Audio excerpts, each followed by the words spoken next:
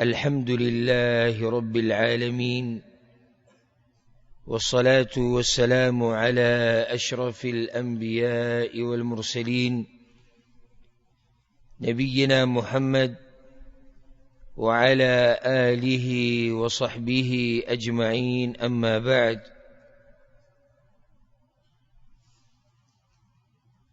د جمعې په دې مبارکه شپه باندې زمونږ د صحیح بخاری د کتاب الرقاق درس د الله سبحانه وتعالى په توفیق سره روان دی، او دیزی کې یو فائدہ د جمعرات ورځ موینه د جمعې شپه او هغې نه مخکې جمعرات ورځي. روایت کی راځي چې چا به د عبدالله بن عباس رضی الله عنهما په مخ کې د یوم الخمیس ذکر وکړو. یوم الخمیس یعنی د جمعرات ورځ، نو هغه به په جړا شوې یوم الخمیس وما ادراکم ما یوم الخمیس. د جمعرات ورځ او تاسو ته څه پته جمعرات ورځ کومه ورځ ده؟ هغه ورځ دی چې پیغمبر باندې د مرګ زنکدن شروع شو او سخته به ډېره شي، بیا دې بل هفته کې وفات شي. نو د جمعرات د ورځې نه پیغمبر صلی الله علیه وسلم باندې سخته او تکلیف ډېر شي تر دې چې بیا مانځه ته بهر نشو راوتی. داسې یو فایده مخې ته د خبرې سره خبره جوړه شي یا د خبرې نه خبره جوړه شي. نو یو فایده مې تاسو ته ذکر کړه چې عبدالله بن عباس رضی الله عنهما چې به د جمعرات د ورځې نوم واوریدو نو په جړا به شو، ځکه چې د پیغمبر صلی الله علیه وسلم هغه تکلیف هغه به ورته رایاد شوي، د دې ورځې نه په هغه باندې تکلیف زیات شوی او بیا په دې بل هفته کې وفات شوی. نو د جمعې په دې مبارکه شپه باندې زموږ درس د امام بخاری رحمه الله په کتاب الرقاق کې هغه خبرې چې هغې سره زړونه نرمیږي او هغه خبرې چې هغې سره د مؤمن د الله نه یره پیدا کیږي او هغه خبرې چې د هغې په اورېدو سره یو سړی د ګناهونو نه ځان بچ کوي او د عبادت شوق یې په زړه کې پیدا کیږي، د الله د بندګۍ شوق یې پیدا کیږي. او که چېرته زما امید ده انشاءالله داسې به په موږ کې څوک نه خو کوي او دا خبرې په تا اثر نه کوي که نه، او دا خبرې ستا په ژوند کې تبدیلي نه راولي، نو د دې نه اخوا نورې خبرې موږ ته نه دي معلومې چې هغه تا ته وکړو چې هغې سره ستا زړه نرم شي او هغې سره ستا توجه د الله طرف ته شي. موږ ته بله طریقه بیا نه ده معلوم. نو که په دې خبرو په تا کې څه فرق نه راځي او اثر د باندې نه کوي، بیا د خپل ایمان مراجعه وکړه، ځان له به کښېنې او سوچ به وکړي چې ته د ایمان په کومه مرتبه کې چې دا قسمه خبرې په تا باندې اثر نه کوي. موږ باب شروع کړو، باب صفت الجنه والنار، د جنت او د جهنم حال بیانېدو او د جهنم او د جنتیانو حال، د جهنميانو او د جنتیانو حال بیانېدو. دې دپاره چې یو مؤمن کوشش شروع کی چې ځان په جنتیانو کې کی او کوشش شروع کی چې ځان بچ کی د جهنميانو نه. او هر سړی ته میلاویږي هغه څه چې څه کوي. وما ربک بظلام للعبید، او ستا رب ګوره چا سره ظلم نه کوي. ګوره زرب برابر ظلم الله چا سره نه کوي. ها، رحم او کرم ډېر پراخه دی. تا به کړي لږ څه او در به کېدله ډېر څه، خو چې لږ څه خو دې کړي که نه. نو که څوک جهنم ته ځي د الله په عدل او په انصاف سره به ځي، او که څوک جنت ته ځي نو د الله په رحم او کرم سره به ځي. او که چېرته رب العالمین دا ټول مخلوق جهنم ته ورواچي که نه، بیا به هم الله ظلم نه یې کړی. خو چې څوک هم جهنم ته ځي نو فلا یلومن الا نفسه، دی خپل ځان ملامته کوي، بل څوک نشي ملامته کولی. اوس یو سړی جهنم ته ځي، الله ملامته کولی شي؟ په څه کې ملامته کوي؟ ته په څه کې خپل رب ملامته کوي؟ که ته دا وایې چې کتاب نو آسماني، نو ښه واضح درته رالیږلی دی. یو نو ډېر ښه کتابونه راغلي دي، د هغې د وضاحت لپاره پیغمبر نو دنیا پیغمبران راغلي دي. نو بیا پیغمبران چې مړه شو ته څوک بیانولو والا نه، په هر زمانه کې په هر ځای کې حق پرست علما شتي، دین بیان کړی دی. ته وسایل نشتی، نو د هر وخت مناسب وسایل الله دغه خلکو له ورکړي دي، د هر وخت مناسب، دغه وخت سره مناسب وسایل. اوس که څوک پخوانی وخت یادوي چې د 90 کاله مخکې، د 90 کاله مخکې د خلکو لپاره دغه وسایل مناسب وو، هغوی په دغه وسایلو سره حق لټولی شو او په دغه وسایلو سره هغوی دین زده کولی شو که کوشش یې کړی. او د 90 کاله مخکې به د وسایلو کمی و که د پیغمبر صلی الله علیه وسلم په زمانه کې د وسایلو کمی و؟ د پیغمبر صلی الله علیه وسلم په زمانه کې بیا هم صحابه کرامو دومره اوچته مرتبه حاصله کړه سره د دومره کم وسایلو. او ما ورته په 2020 کال کې 1443 کال کې په دې دومره وسایلو کې ما ورته نه دین زده کو نه را پکې دینداري راغله، نو موږ به څه عذر بیانو الله ته الله به څه کې ملامته کړي؟ ښه نو ته به ولې پیغمبر ملامته کړي د قیامت په ورځ؟ هغو تا ته ټکی ټکی بیان کړی دی، ته څه وایې چې زه به علما ملامته کړم؟ علماو خو هر دور کې په هر وخت کې خپل کوشش کړی دی. نو چې څوک هم جهنم ته ځي د الله په عدل او په انصاف سره به ځي، او چې څوک جنت ته ځي د الله په رحم به ځي، او د یو سبب لټولی دی، کوشش یې کړی دی. اگر که دا کوشش د جنت په مقابله کې کمزوری دی خو بیا هم کوشش یې کړی دی. لکه قرآن کې ځای په ځای راځي تاسو جنت ته ننوتئ، ولې؟ بما کنتم تعملون، ځکه چې تاسو به عمل کو. اگر که پیغمبر صلی الله علیه وسلم وایي چې دا عمل د دغې لایق نه دی خو عمل یې کړی دی، نو ستا رب ګوره چا سره ظلم نه کوي. که ته دا وایې چې زه جنت ته لاړ شم په هوا، نو دا نه کېږي. دا ته بیا په یو سوچ کې پروت یې، هغه سوچ څه دی؟ یعنی زم چې د بیانولو نه دی، باطل خو پرېږده، د بیانولو نه دی. سړی به د پورې خاندي، وایي به چې لیونی شوی دی، دماغ یې ګډوډ شوي دي، وایي جنت ته په څه ځم؟ په هوا ځم. راشه خلکو څنګه قربانیانې ورکړي دي، ته تاریخ خو اوچت که، او اوس زموږ په دې وخت کې، او ته ماله په هوا ځي جنت ته؟ جهنم نه وچ په وچه که بچ کېدل غواړي، نو دا هم ستا غلط سوچ دی. وچ په وچه څوک نه بچ کېږي، کوشش وکړي د هغې نه د بچ کېدو، الله وله توفیق ورکړي، نو دی بچ شي. حال د جهنمیانو د جنتیانو چې بیانېږي، د دې دپاره بیانېږي چې ای مسلمانه کوشش وکړه چې ځان په جنتیانو کې شمار کړي، او کوشش وکړه چې ځان د جهنمیانو د حال نه بچ کړي. چې هر څه نه څه خو غواړي که نه. لکه که اوس زه تاسو ته دا ووایم چې داسې ولې نه کوو؟ الله ته به سوال کوو، الله به پیسې را کوي، رزق به را کوي، او ما ته به کورونو کې پرېوځو، راځه ټول به را پورې خاندئ، ټول به را پورې خاندئ چې را دله څه چل شوی، لیونی شوی دی. وایي راځئ کور کې به پرېوځو، بچو سره او ښځو سره، رزق به راځي، پیسې به راځي. دومره هوښیار یې ته په دې باب کې. او چې کله د جنت او د جهنم خبر راشي د دیندارۍ، بیا صرف نیکانو ته د دعاګانو درخواستونه کې، بیا صرف ټک خطا مونځ ته یې ډډه لګولې ده. هغه مونځ دې ښکاره دی چې هغه په څه طریقې هغې ته بیا ډډه لګولې ده. یو وړي کونته کې عمل ته به یې ډډه بیا لګولي، دلته بیا عقل بند شي، ښه عقل کار کوي، خو دلته دې د خواهشاتو تابعداري کوي، دلته تابعداري د خواهشاتو کوي. یو سړی په رزق پسې ډېرې منډې وي، ولې؟ وایي که دا رزق نه وي مرمه، داسې وایي که نه وایي؟ آیا دې دومره ګټي چې د دې مرګ نه به بچ شي؟ نه، دا خواځي په خوله خبره ده، وایي که رزق نه وي نو زه مرمه، خو لګیا دی. زه تا ته دا وایم که دا دینداري نه وي که نه، نو زړه دې مري، ایمان دې مري.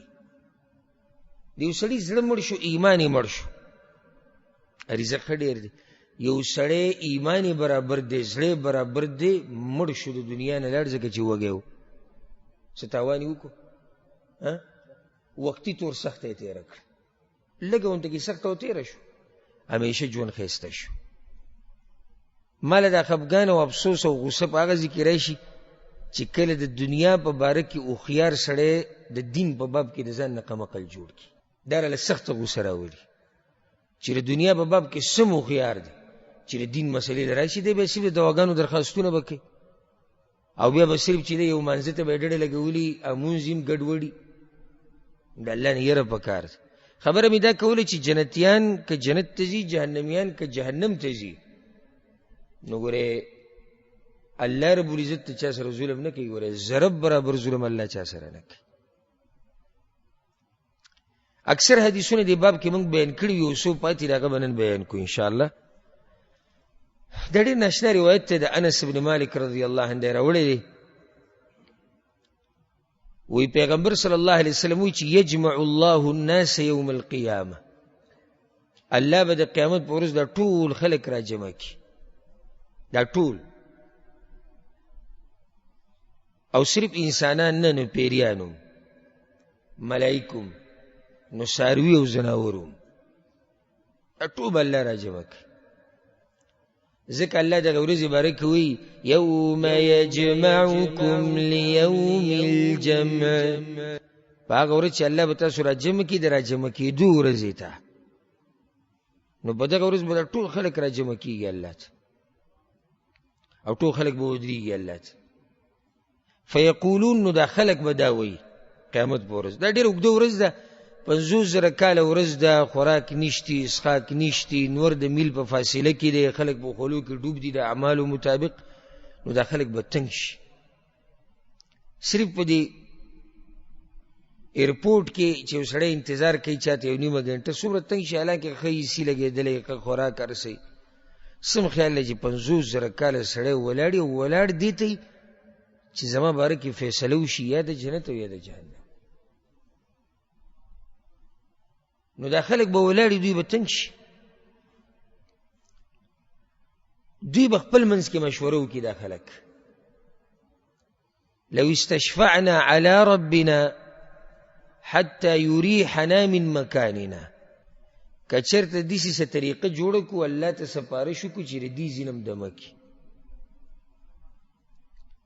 یعنی بعضو روایتونو کې داسې راځي او آثارو کې وی دا باز به وی دا مجرمان وی الله دې موږ جهنم ته بوځو چې دې ځینه بچو، یعنی دوی ته د جهنم هغه تکلیف د دې د تکلیف نه کم ښکاري.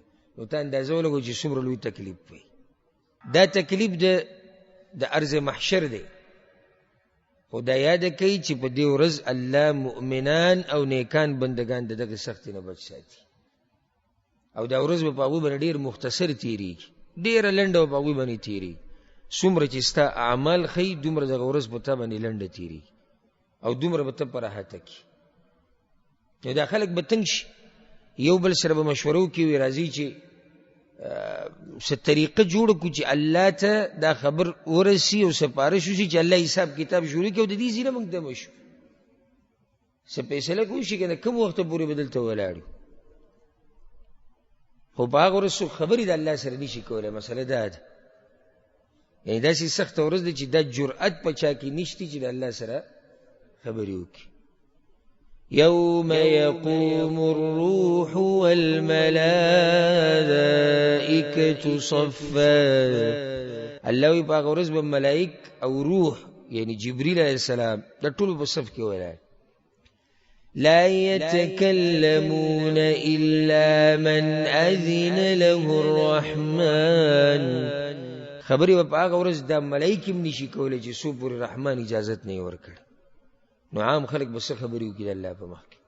ځکه الله بل ځای کې وایي وخشعت الأصوات للرحمن فلا تسمع إلا همسا.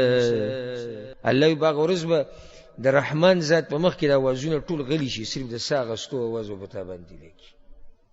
نو څوک به خبرې نشي کولی د هیبت نه د الله سره او د سختي د لاس. مشوره به دوی وکړي، نو مشوره به په دې راشي چې یاره آدم علیه السلام پسې شو، آدم علیه السلام پسې به لاړ شو، اوچت انسان دی، د الله محبوب بنده دی. فیأتون آدم، دوی به راشي په آدم علیه السلام پسې، فیقولون هغه ته به وایي انت الذي خلقك الله بیده، تا هغه انسانی چې الله په خپلو لاسونو پیدا کړی. آدم علیه السلام هغه انسان دی چې الله په خپلو لاسونو پیدا کړی.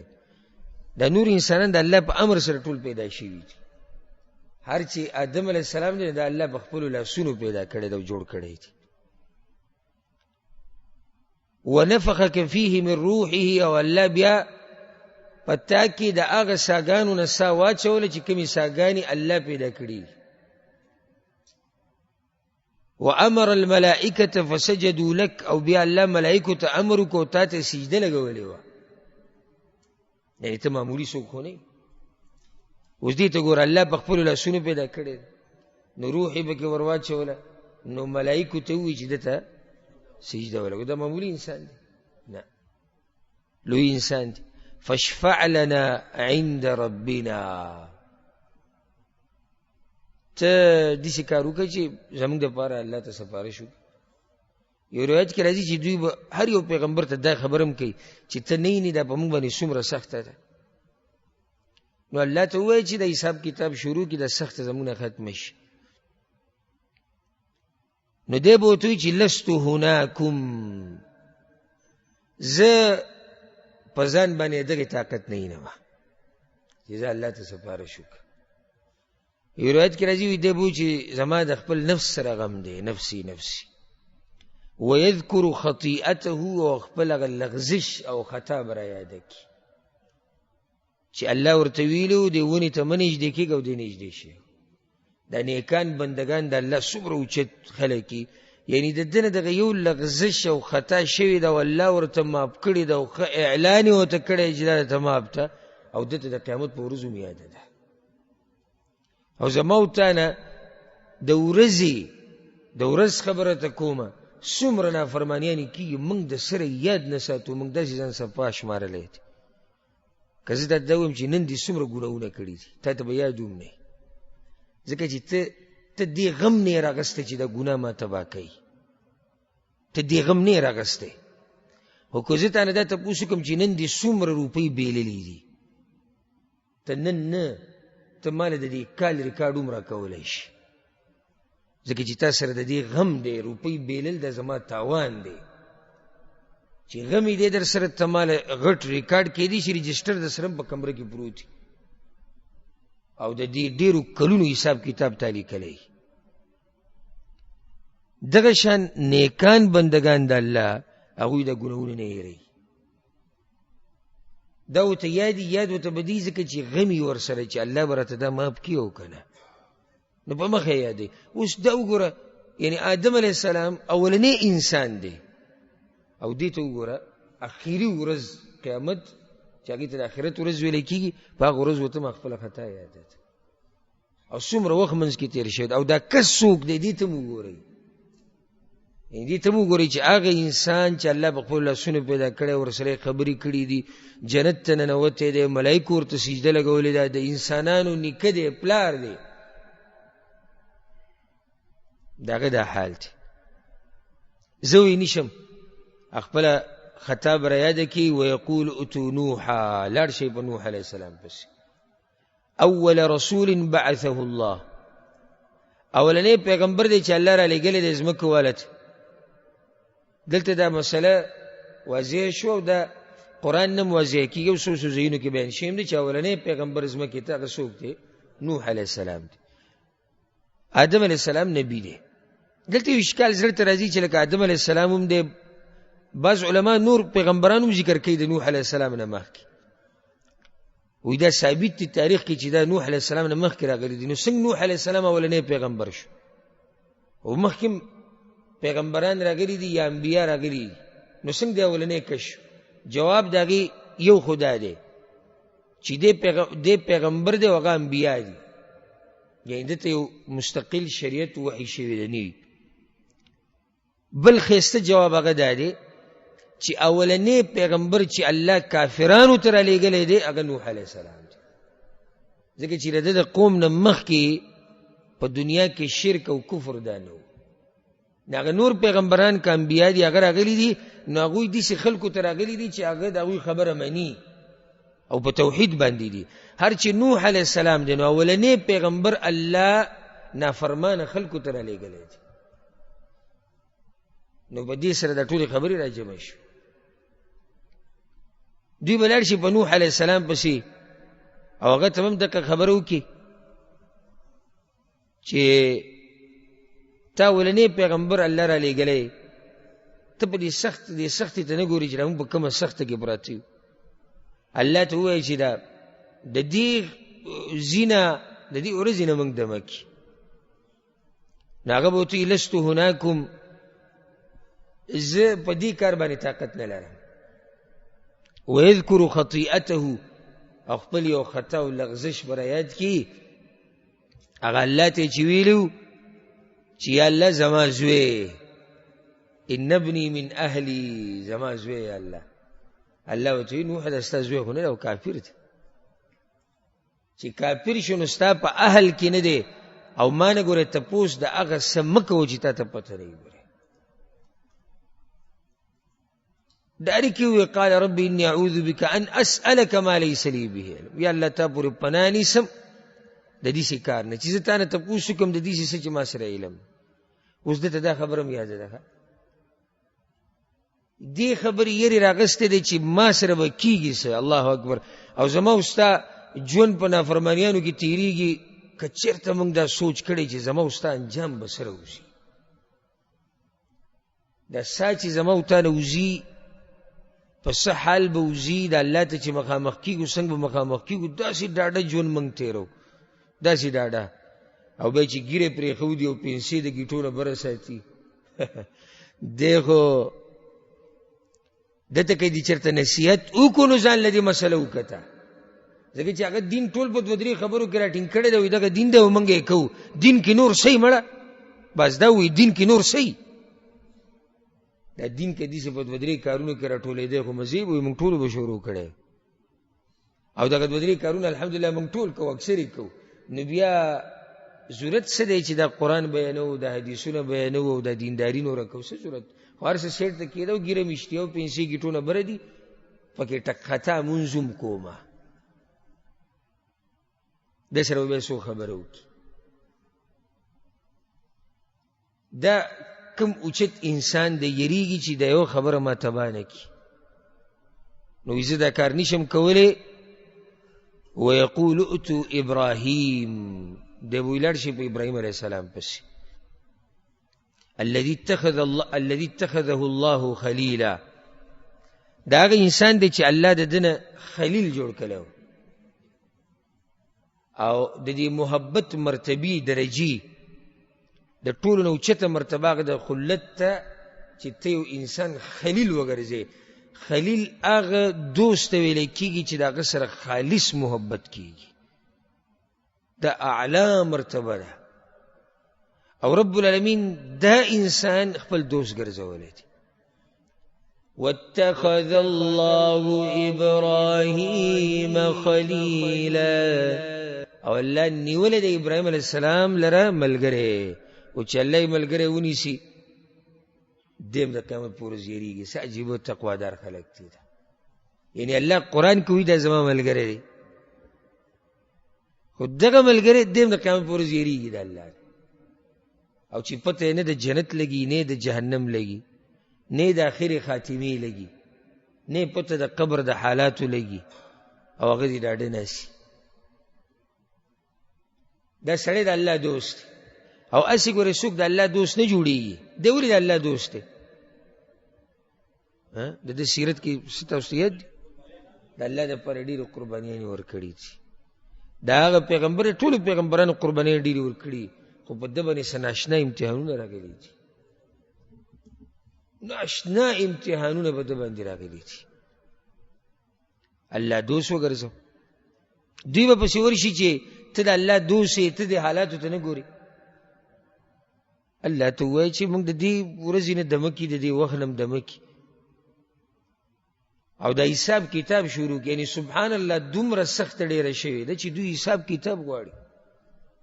او دا ښه یقیني ټولو ته پته ده چې په حساب کتاب کې یا جنت دی یا جهنم دی، خو غواړي چې شروع شي، خو چې دې سختې نه اوس دمه شو.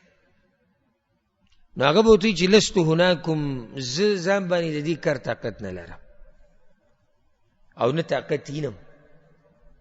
ویذکر خطیئته، وخپل لغزش به رایاد کي. هغه درې خبرې به دې رایادوي. حالانکه هغه دروغ هم نه و، هغې ته معارض ویلی کېږي، یعنې یو خبره داسې کول چې مخامخ سړی ته بل مطلب وایي او ستا بل مطلب وي. خو دا خو اوچت خلک دي، نیکان پیغمبران. یو هغه باچا ته چې ویلی وي دا ساره زما خور ده، بیبي ورته خپله یې ده کړې که نه زما خور ده، خو خور وه په دین کې، خو خور ده که.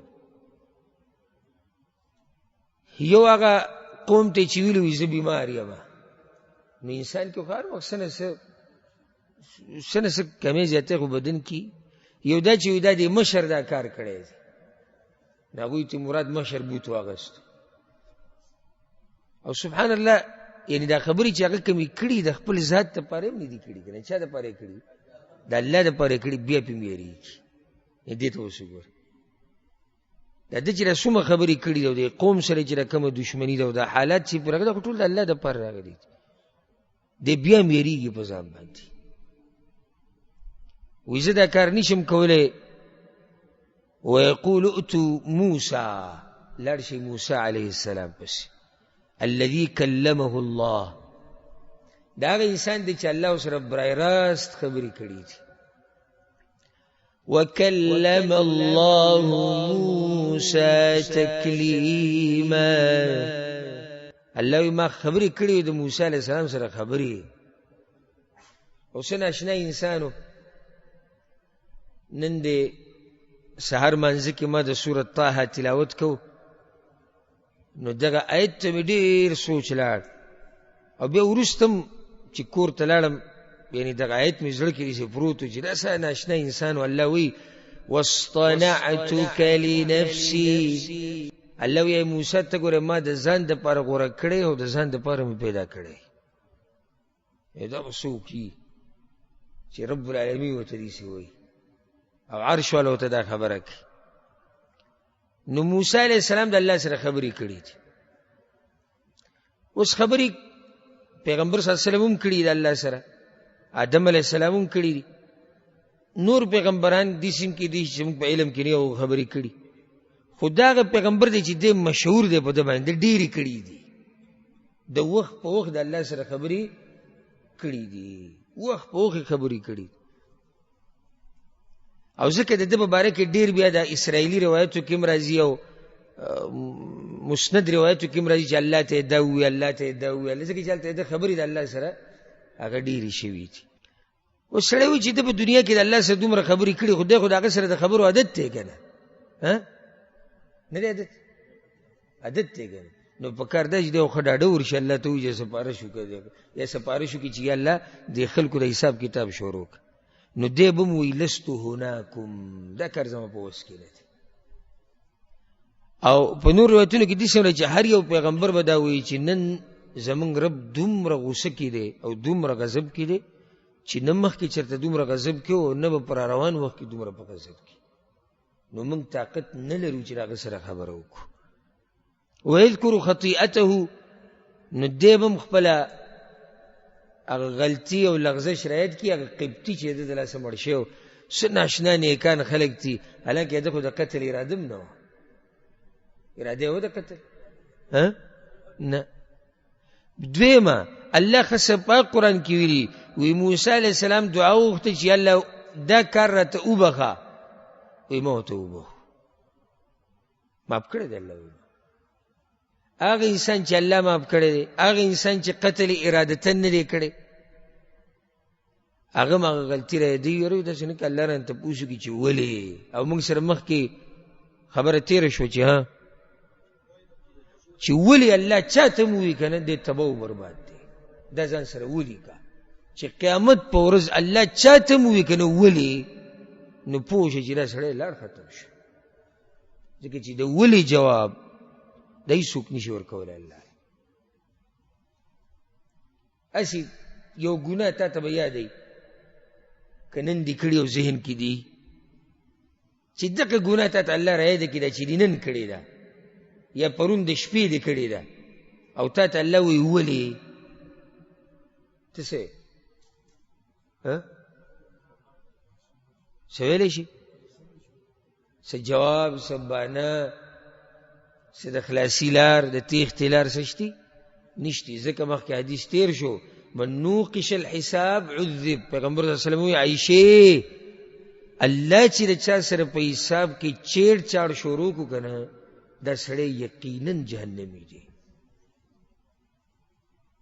دا پیغمبرانو د دقې نه یریږي چې الله راته دا ونه وی چې ولې نه دی چې به زه خدا کار نشم کولی. ويقول اتو عیسی علیه السلام، لاړ شي په عیسی علیه السلام پسې. نور روایتونو کې راځي وی دا ورته وایي چې لاړ شي عیسی علیه السلام پسې، دی الله بغیر د پلار نه پیدا کړی دی. دا ډېر اوچت بندر دی الله. خلک به لاړ شي په هغه پسې ورته به وایي چې ته دې حالاتو ته نه ګورې، الله ته سپارښت وکړه. چې د حساب کتاب شروع شي د دې ورځې د دې سختې نه په امن او امان کې شو، هغه به ورته وایي لستو هناکم، زه په ځان باندې دې کار وس نه لرم او نه وینم، نه کولی شم. دلته دا نه دي ذکر کړي چې داسې خطا رایاده کړی، دې روایت کې نشتی، خو نور روایتونو کې دا اوس رشتي چې ویذکرو خطیئته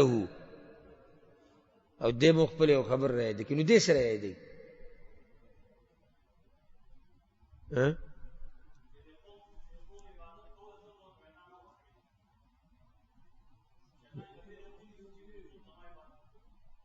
دغه پورې ستا خبره صحیح ده، وینا ده کړې ده، یعنی دغه قوم تر توحید دعوت ورکړی، خو هسې تقوا ته ګوره یو دیندارۍ ته. نور روایتونو کې وضاحت دې سره راځي، هغه په دې یره کې دی چې د خلکو زما بندګي کړې ده، سنه الله یې په دغې کې راونیسي. حالانکه الله یې په دې کې نه رانیسېدو داسې ګناه شته. دو خو سپا ویلي چې قوم د الله بندګي کوي، قوم د ده بندګي کړې ده، د ده د مرګ نه بعد یې کړې، خو دې په دې یره کې دی که الله یې په دې کې راونیسي. داسې اوچت خلک. ویقول اتو محمد صلی الله علیه وسلم، لاړ شي په محمد صلی الله علیه وسلم پسې. فقد غفر له ما تقدم من ذنبه وما تأخر. دا هغه انسان دی چې الله د ده راتلونکي او تیر شوي خطاګانې لغزشونه ټول معاف کړي دي. صفا ستره انسان دی، یو اعلی ترین انسان دی، په ده پسې ورشي او په ده باندې د نبوت دروازه هم ختمه شوې ده، بنده شوې. پیغمبر صلی الله علیه وسلم فیأتونی، په ما پسې به راشي خلک. یو روایت کې راځي چې ما ته به خلک دا خبره وکړي، زه به ته چې انا لها، زه یې کولی شم، زه یې کوم. فاستأذن علی ربی، نو زه به د الله نه اجازت وغواړم چې یا الله اجازت ته خبره وکړم. فاذا رأيته، نو زه به الله وینم. پیغمبر صلی الله علیه وسلم وی زه به الله وینم. وقعت ساجدا، نو څنګه چې وینم نو په سجده به پرېوځم چې الله ویني مخامخ. نو چې خپل رب وینم نو زه په سجده کې پرېوځم. فیدعنی ما شاء الله، نو الله به ما پرېږدي څومره چې الله غواړي. یعنې زه په دې سجده پروت یم، الله راته څه نه وایي، یعنې سر راوچت که دا راته نه وایي، او پروت یم او پروت یم. یو روایت کې راځي وی د الله داسې حمدونه به زه بیان کم چې یو ناشنا حمدونه په ما باندې را کولاو شي په سجده کې، ټول د الله حمد، ځکه چې ویلي دو، ځکه چې د هغه سره خبرې کول معمولي خبره نه ده، پته نشته چې اجازت به راکوي او که نه به راکوي. نو حمد بیانوه یو ناشنا اوږده سجده به یې که نه، ناشنا اوږده سجده.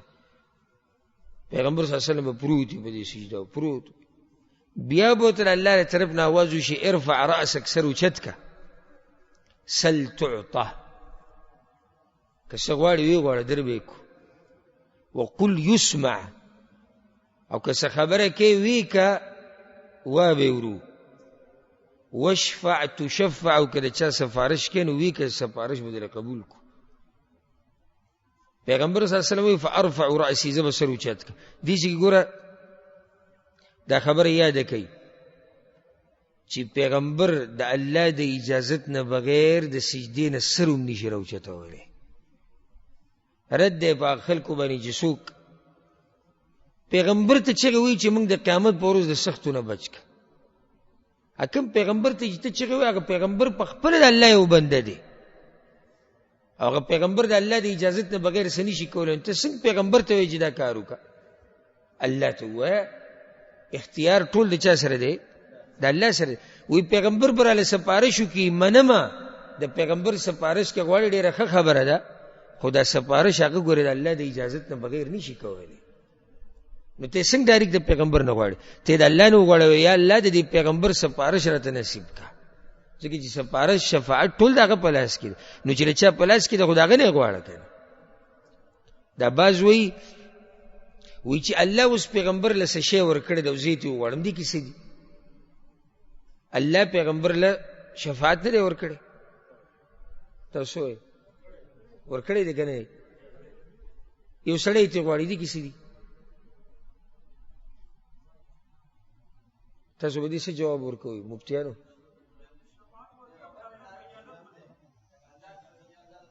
پیغمبر سره شفاعت شتی که نشتی؟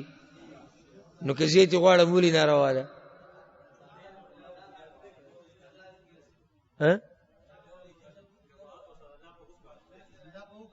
منم دا ټولې خبرې چې د الله اجازت پکار دی او د الله رضا پکار دی، د دې لپاره به دلایل بیانوي. او که یو سړی تا سره دا خبره د دلایلو طرف ته ځي نه عقلي ته پړ کې، عقلا به یې څنګه پړ کې؟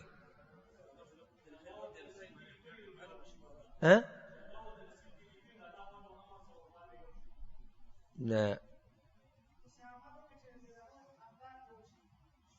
نو هغوی عمل ما کړی دی د پیغمبر نه غواړم چې راله وکړي، بیا به څه ورته؟ دا خو ته پیغمبر نه اوري. دا سړی تا سره دلیل نه مني او تا ته دلیل کوم ځای کې معلوم دی؟ که زه تا راګیر کوم چې کوم ځای کې دي چې الله د اجازت نه بغیر سپارش نه کېږي، او کوم ځای کې دی چې پیغمبر نه اوري؟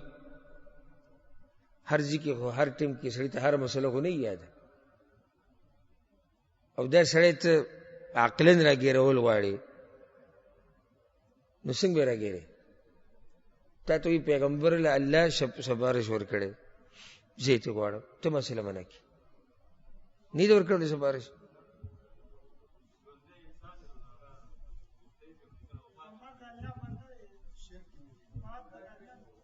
تاسو ټول هغه خبرې کوئ چې تاسو وایئ دا شرک دی، هغه دا شرک نه مني، هغوی دا شرک نه دی. او ذکر ته دا وایم صرف په دې کار نه کېږي چې ته داسې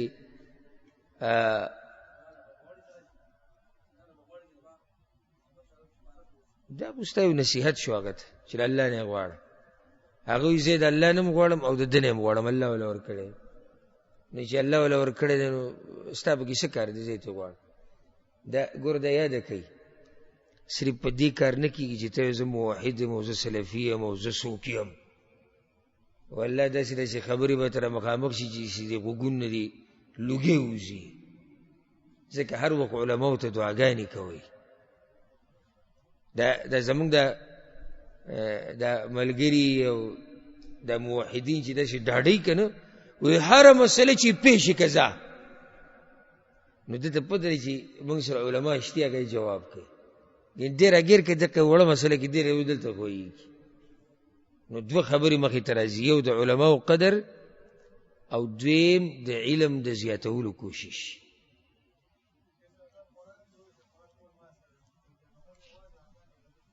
الله سره دی که نه دی؟ الله پیغمبر له ورکړی که نه دی؟ بس صحیح شو. دې کې څه تضاد شو؟ وی شفاعت ټول د الله سره دی، دا خبره خو صحیح ده. قرآن کې الله دغه پیغمبر له ورکړی که نه دی؟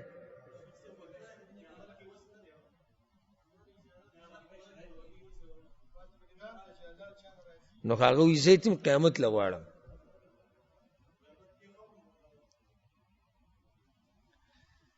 د دې ډېر جوابونه کېدی شي، وخت به رانه بیا ډېر ولګي. یو دا یاد که بس چې کوم سړی دا خبره کوي، وایي هغه ماشوم چې د بلوغ نه مخکې مړ شي، د مسلمان هغه بچی چې د بلوغ نه مخکې مړ شي، دی به شفاعت کوي که نه به کوي؟ نو به راځي چې زوی د دې ماشوم قبر ته ودرېږي او ده ته چغې ووایي چې زموږ شفاعت وکړه، بیا یې سره نه مني. راګیر شو که راګیر نه شو؟ وی پیغمبر له الله شفاعت ورکړی، زه یې ترې غواړم، خو دې ماشوم له م الله شفاعت ورکړی که راشه غواړو تی. او ملایکو له الله شفاعت نه دی ورکړی، بیا خو راځي چې ملایکو ته چغې وو. او ولې صرف په دې نیکانو کې پیغمبرانو ته شفاعت ملو شوی، د علما به نه کوي شفاعت؟ علما به کوي، شهیدان به کوي. نو بس بیا خو شروع کار ځکه چغې وایه نه، ماشوم ته م وایه ته راله شفاعت وکړه، ملایکو ته م وایه ته شفاعت وکړه، چې ته نیک سړی قبر یې نیم شفاعت کوو، دا سره نه مني. نو چې دا د سره نه مني نو ده په دې خبرو کې تضاد راغی، ټکراو راغی. یو ځکه وایي چې الله یې چاله ورکړي موږ یې ته غواړو، بل ځکه ته هغه خلکو نه غواړي چاله الله ورکړی. هلته یې ولې نه غواړي؟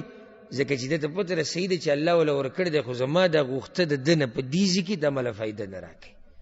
دقه شان د پیغمبر نه شفاعت غوښته په دنیا کې، هغه ته چغې وهله او هغه مړلی او هغه ستا څه نه اوري، دا هم بې فایدې دي، بې فایدې هېڅ فایده تعالی نظر کې.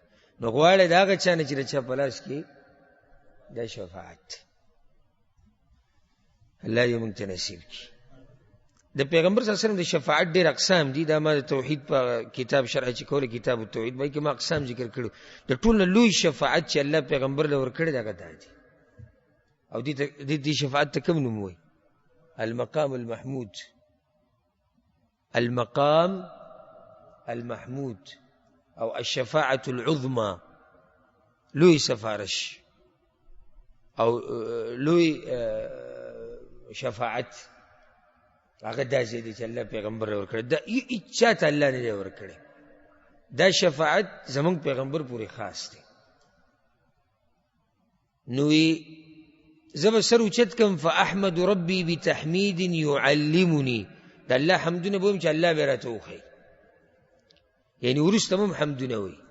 ثم اشفع، نو بیا به زه شفاعت وکړم او الله ته به ووایي چې الله حساب کتاب شروع کړه. نو الله به حساب کتاب شروع کړي، په خپله به الله حساب کوي او هر سړی به الله سره یوازې کېږي. هر سړی به د الله سره یوازې کېږي. وكلهم آتيه يوم القيامة فردا. الله تاسو کې هر سړی به ما سره قیامت پر ورځ فردن ملاقات کوي، هر سړی یوازې. دا ډېر د یېرې خبره ده. کله په دنیا کې داسې لږ مشر تا ته ده ووایي، یا یو عالم درته ووایي، یا دنیوي څه ادارو کې مشري، یا پلاری یا تری، سبا له ما سره بیا یوازې میلاو شي. څومره زموږ زړه کې یېری، او دا زړه هم د هغه وخت نه درځېږي چې یالله سبا له دا مشر ما ته څه وایي، او اخر د دې څه مطلب شي چې یوازې ما سره میلاو شي. څه چل خو دی، نو ستا رب تا ته وایي سبا له به یوازې ما سره میلاوېږي، هلته بیا ملاقات کوو. نو ستا او زما د الله سره فردن ملاقات دی، او د هر یو سره به الله په خپله خبرې کوي. مخکې روایت تېر شو، منځ کې به ترجمان نه وي. بیا د هغې نه بعد د پیغمبر له چې الله کوم شفاعت ورکړی په هغې کې یو دام دی چې جهنمیانو دپاره شفاعت وکړي، هغه چې هغه جهنم ته تللی دي چې روځي جنت ته. دا یو قسم دی. زه د شفاعت اقسام ټول نه ذکر کو. وی فیحد لی حدا، الله به بیا ما ته یو حد وښیي، یعنی اندازه به الله ما ته بیان کړي چې دومره خلک د جهنم نه راوباسه. ثم اخرجهم من النار، نو هغه خلک به د جهنم نه راوویستی شي. وادخلهم الجنه، او د پیغمبر په سفارش سره به چېرته لاړ شي؟ جنت. بیا به زه راشم فاقع ساجدا مثله، او بیا به حق شان سجده ولګو، دریم پیر څلورم پیر، او هر سجدې نه بعد به الله ما ته وایي دومره خلک لاړ شي راوباسه. حتى ما بقي في النار إلا من حبسه القرآن. فجهنم کې به صرف هغه خلک پاتې شي چې قرآن تړلی دی. هلته قرآن څنګه تړلی دی؟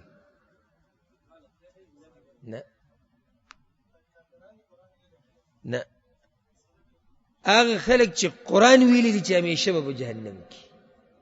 نو دا اوس قرآن تړلی دی او شرک کفر یې کړی، خو قرآن دا ویلی دی که دی به پاتې شي، نو به ټول خلک راوویستی شي. او تیر شوي درس کې ما دا خبر ذکر کړی و چې دا اخرني خلک چې جهنم نه راوځي په څه حال کې به راوځي، هغه تفصیل ذکر شو. بیا به څنګه الله را تازه کړي هغه هم ذکر شو. دا خبره یاده کوي شفاعت پیغمبر به هم کوي، ملائک به هم کوي، علما به هم کوي، رښتینی خلک به هم کوي، شهیدان به هم کوي، هغه بچي چې د بلوغ نه مخکې مړه شي په وړوکوالي کې دوی به هم د مور پلار دپاره شفاعت کوي. او دا ټول شفاعتونه چې ختم شي، یو روایت کې داسې راځي وی الله وی چې ټولو شفاعتونه ختم شو، و شفاعت او رحم د رحمان ذات پاتې دی. نو رب العالمین به د جهنم نه یو لوی مخلوق راوباسي. او روایت کې داسې راځي سبحان الله، دا نیکان خلک چې کله د الله د خوا نه ځي او د جنت فیصله وشي او جهنمیان جهنم ته تلي، نو الله به دوی ته آواز وکړي چې راشئ. دوی به وایي الله حاضر یو، څه وکړو؟ وی لاړ شئ جهنم ته، کوم مؤمنان چې تاسو سره وو او تاسو پیژندل هغه ټول د جهنم نه راوباسئ. دا به الله د نیکانو خلکو ته وایي. او دا یو فایده ده د نیکانو خلکو سره د ناستې پاستې او د هغوی سره تعلق ساتل. الله به د نیک بنده ته وایي لاړ شه جهنم کې چې ته څومره خلک پیژنې هغه ټول راوباسه. دی به لاړ شي او لاړ به شي او را به شي او لاړ به شي، به به چې الله نور نه پیژني.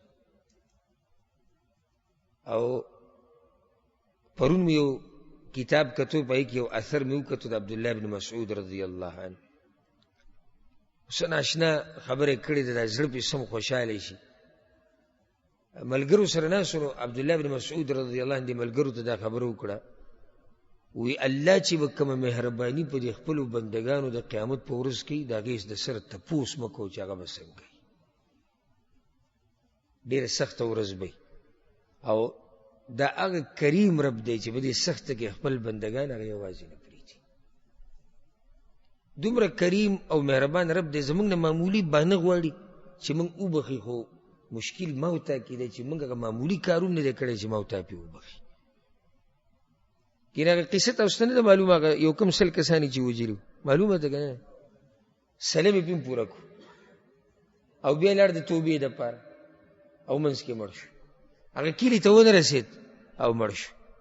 ملائک د عذاب، ملائک د رحمت رالو. عذاب ولوي دی وي هغه کلي ته نږدې دی، د کوم کلي نه چې وتی دی. رحمت ولوي نه وي هغه ته نږدې دی کوم کلي دپاره چې وتی دی. خیر دوی منځ کې جګړه شو. پیغمبر صلی الله علیه وسلم وی دوی وی چې ځمکه ناب کوو. ملایکو فیصله پسې وکړه، وی ځمکه ناب کوو. وی الله د کومې ځمکې نه چې دی ور روان وي الله هغې ته وي چې رانږدې شه، او هغه کومې نه چې وتی الله هغې ته وي انت باعدي، ته لږه لرې شه. داسې مهربانه رب دی. صرف پس لکه سوچ وکړه، صرف پس چې دې سړي رښتینې اراده کړې د توبې د ویستو روان دی.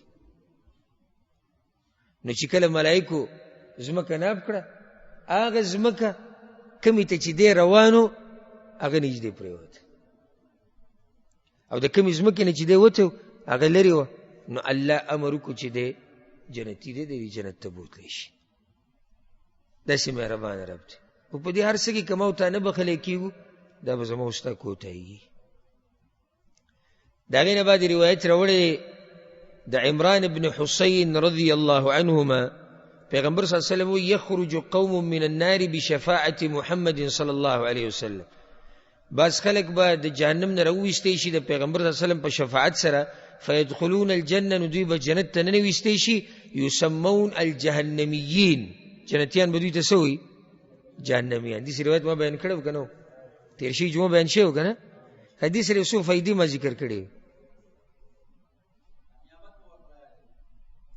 دا جهنمیان ورته به دې وایي چې نعمت ورته رایاد کړي. یو دا فایده ذکر شي. یو بله جهنمیان دا چې کوم جنت ته تللي دي په آخره کې، دوی به بیا الله ته وایي چې یا الله دا نوم زموږ نه لرې کړه. ما درېیمه خبره بله هم ذکر کړې وه چې کله جنتیان وایي چې دا جهنمیان رالو، الله به ورته وایي جهنمیان نه، دا دي عتقائی من النار، دا هغه آزاد کړی شي خلک دي چې ما د اور نه آزاد کړي دي. حدیث مخکې تفصیل تیر شي. د هغې نه بعد دا حدیث چې دی دا بیان شوی دی او امام بخاري بیا راوړی دی.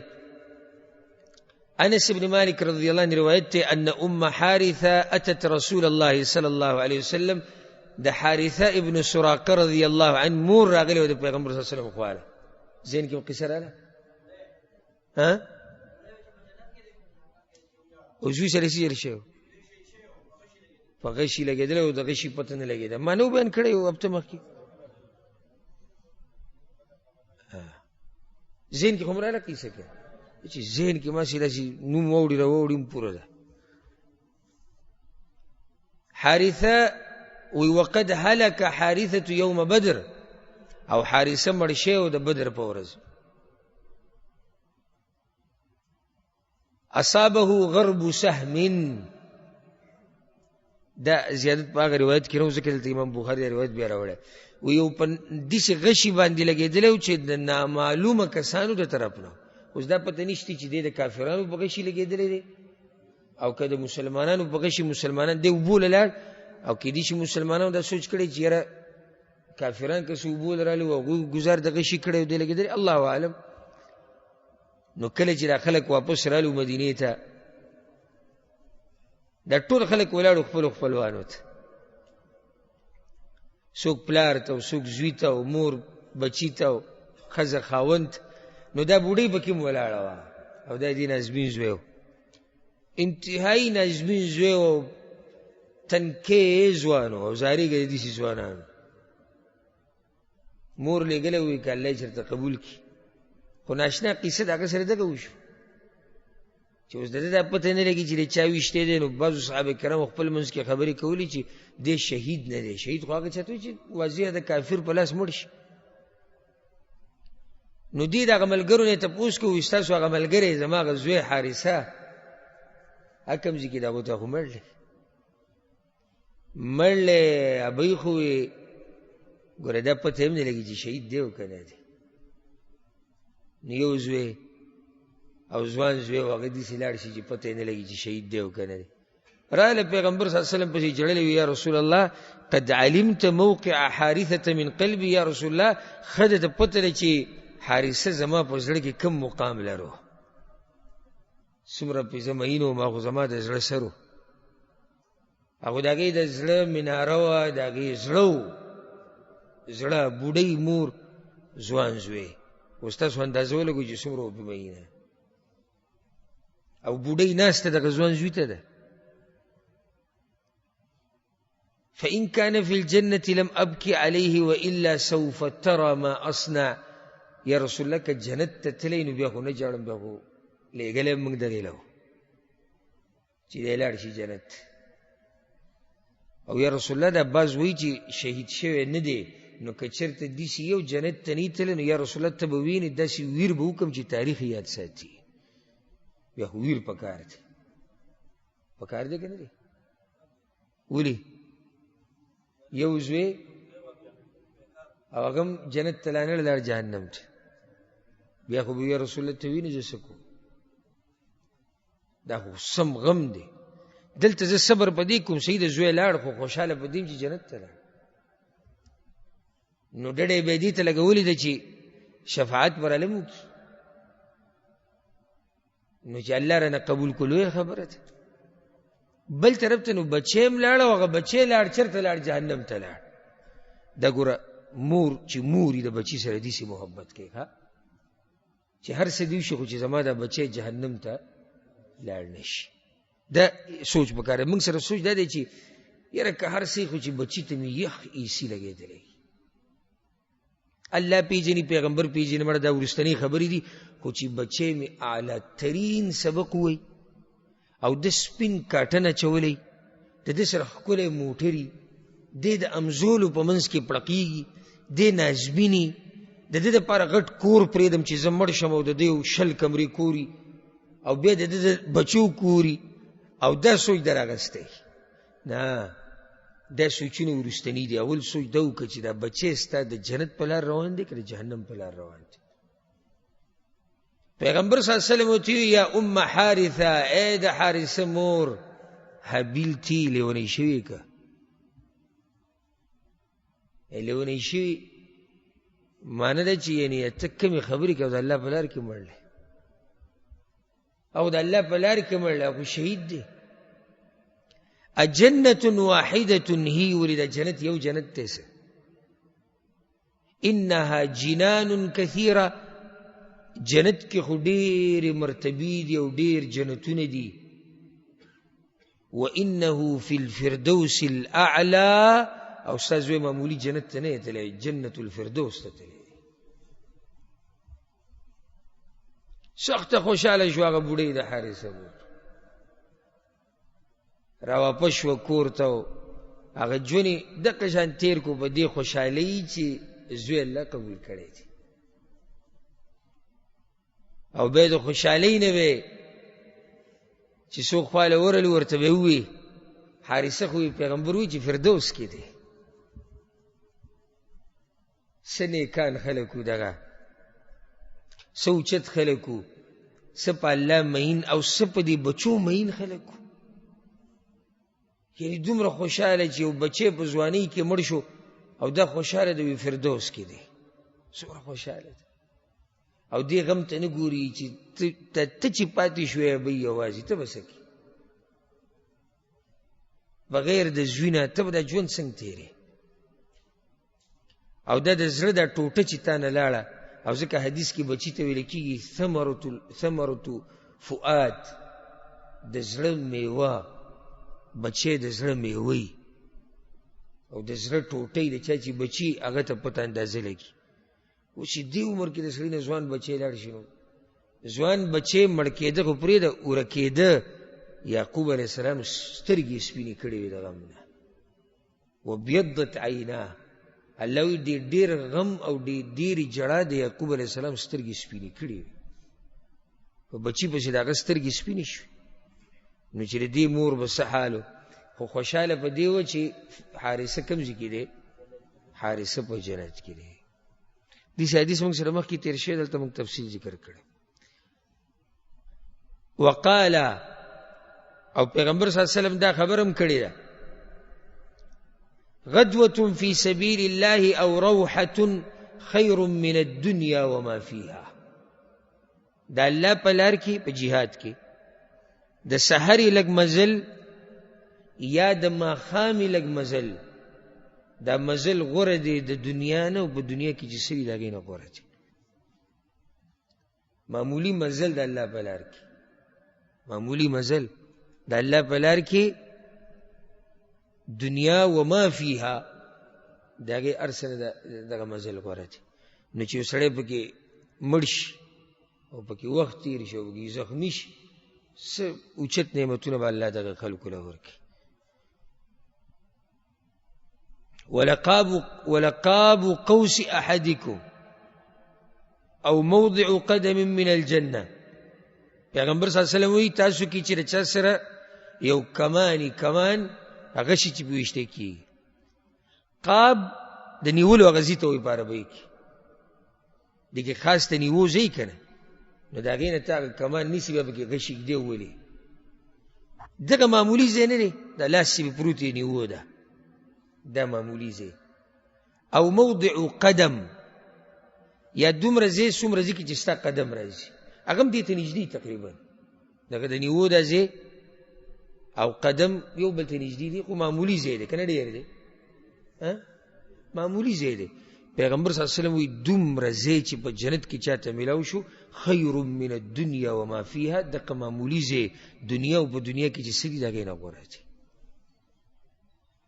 نو که په دې دنیا کې په تاسې تکلیفونه او سختې تېرېږي د دیندارۍ د لاسه، او موږ به څه سختې تېرې کړي مړه خو خبره کوو، نو ته دا سوچ کوو چې الله دله جنت درکړي، او هغه جنت چې د هغې دا دومره معمولي ځای دنیا او دنیا کې چې څه دي د هغې نه غوره دي.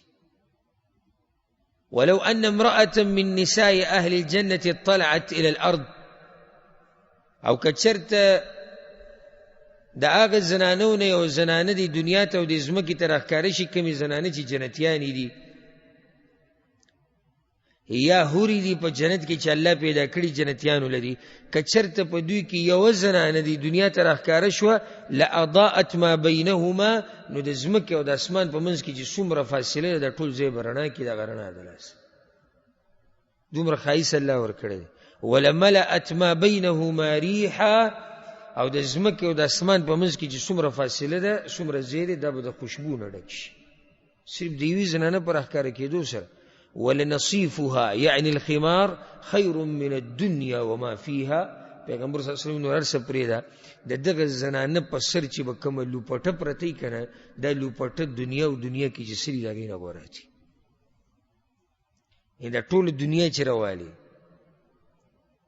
دنیا او دنیا کې چې سری دا ټول راوالي د دغه لوپټې قیمت د دغه صادر قیمت نشي ورکوي کم چې د جنتی زنانه په سر باندې پروت دی. اسی دا جنت لایق د دې نه دی چې دې لپاره د قربانۍ نه وکړي شي نه دی لایق د دې موتا دی 100 روپو د پر سو قرباني ورکو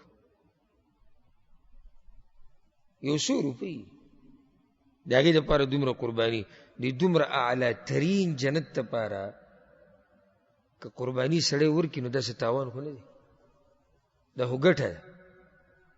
د هغې نه بعد حدیث راوړی د ابو هریره رضی الله عنه پیغمبر صلی الله علیه وسلم وی لا يدخل احد الجنة الا اري مقعده من النار. یو جنتی جنت ته دا هغه وخت پورې نشي ننوته چې څو پورې په جهنم کې خپل ځای نه لیدلی. جنتی دا هغه وخت پورې جنت ته نشي ننوته چې څو پورې جهنم کې خپل ځای نه لیدلی.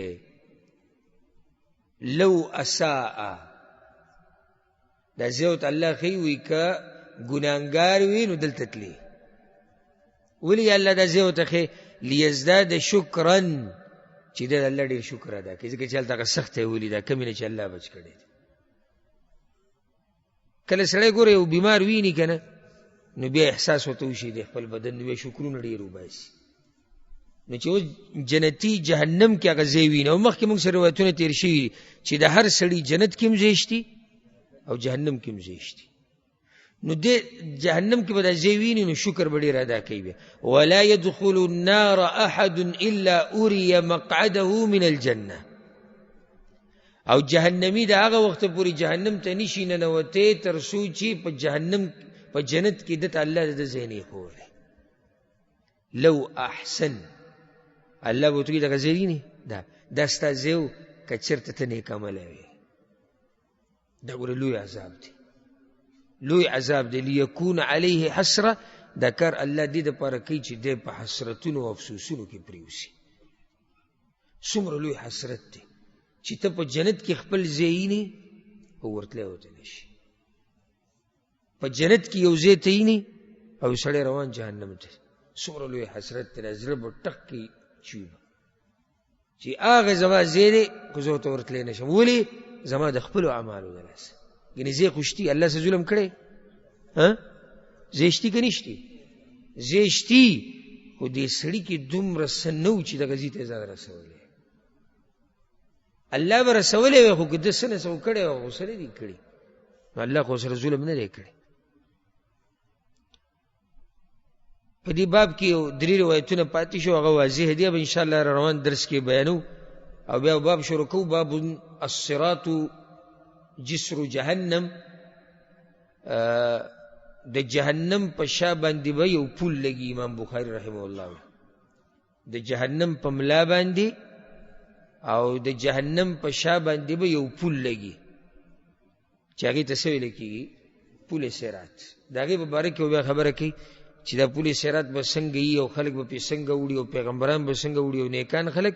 دا تفصیل به انشاءالله بیا بیانو. الله سبحانه وتعالی دې موږ پوه کړي په قرآن او په حدیث باندې او الله سبحانه وتعالی دې موږ ته دغه اوچت جنتونه نصیب کړي او الله دې موږ د جهنم نه بچ کړي او الله سبحانه وتعالی دې زمونږ مشران کشران ملګري خپلوان الله دې په ټولو باندې خپل خاص رحم وکړي. هذا والله أعلم وصلى الله وسلم على نبينا محمد وعلى آله وصحبه أجمعين.